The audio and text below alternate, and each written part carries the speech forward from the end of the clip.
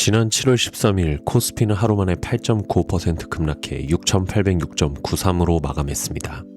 삼성전자는 10.7%, SK하이닉스는 15.37%가 떨어졌습니다. 코스피에는 수백 개 기업이 상장돼 있는데 왜 반도체 두 종목이 흔들리자 시장 전체가 무너졌을까요? 결론부터 말하면 지금 코스피는 실적과 시가총액, 투자자금까지 삼성전자와 SK하이닉스에 매우 강하게 집중된 시장입니다. 코스피는 모든 기업에 한 표씩 주는 지수가 아닙니다. 기업의 시가총액이 클수록 지수에 더 큰 영향을 미치는 시가총액식 지수입니다.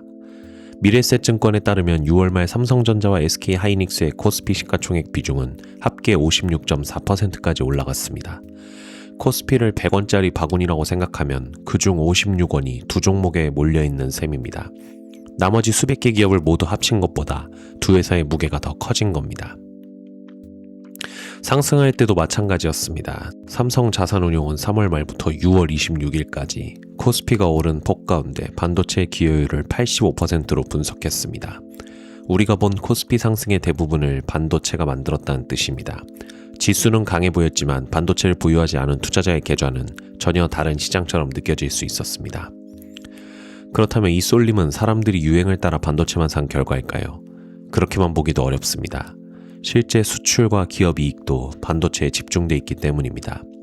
2026년 6월 한국의 전체 수출은 1,022억 5천만 달러였고 이 가운데 반도체 수출은 448억 2천만 달러였습니다. 전체 수출의 약 44%입니다.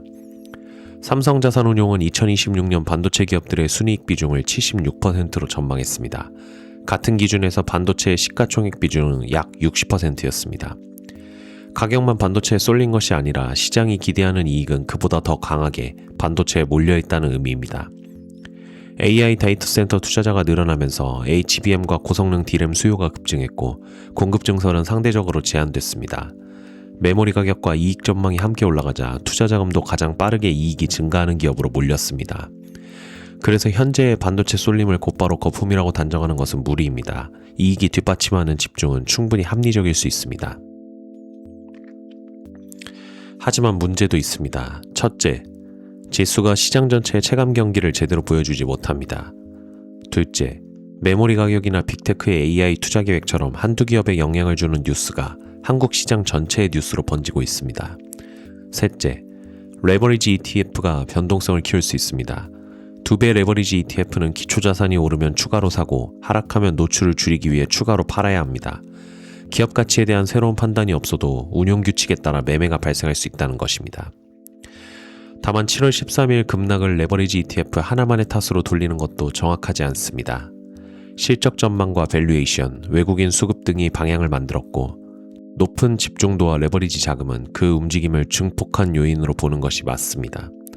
앞으로는 네 가지를 확인해야 합니다.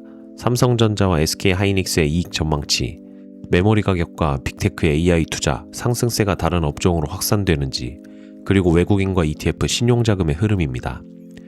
지금의 반도체 쏠림은 이익이 만든 집중과 수급이 키운 변동성이 동시에 존재하는 시장입니다. 따라서 중요한 질문은 반도체에 돈이 너무 많이 몰렸느냐가 아닙니다. 그 많은 돈을 앞으로의 이익이 계속 정당할 수 있느냐입니다. 본 영상은 공개된 자료를 이해하기 쉽게 정리한 교육 목적의 콘텐츠이며 특정 종목의 매수나 매도를 권유하는 내용이 아닙니다.